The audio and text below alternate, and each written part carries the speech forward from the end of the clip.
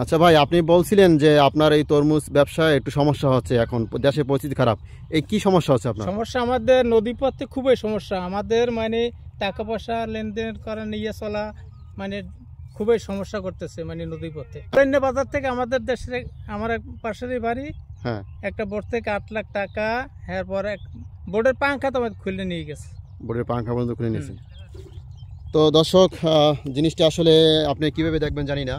চিন্তা করেন, একটা পরিবার, একটা ফ্যামিলি নির্ভর করে তার আয়ের উপরে, কিন্তু তা যদি এরকম দুর্ঘটনা ঘটে যে ভাইরা আসছে দূর দূরান্ত থেকে তরমুজ সংগ্রহ করতে চরকাজলে, এখানে উলন্যা বাজার থেকে এক ট্রলার বা শিপ বলেন বা জাহাজ বলেন, তার পাংখা খুলে নিয়েছে যেন উনি সামনে না আগাইতে পারে, এবং তার থেকে 8 লাখ টাকা ছিনতাই করে নিয়ে গেল।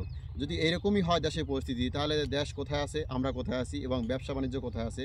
অবশ্যই এটা আমার পুলিশ প্রশাসন ভাইরে যারা আছেন, নৌবাহিনী যারা আছেন, বিষয়টা অবশ্যই স্মরণে রাখেন, বা এরকম দুর্ঘটনা যেন পরিবর্তে না ঘটে সে বিষয়ে অবশ্যই আপনারা সচেতন হন।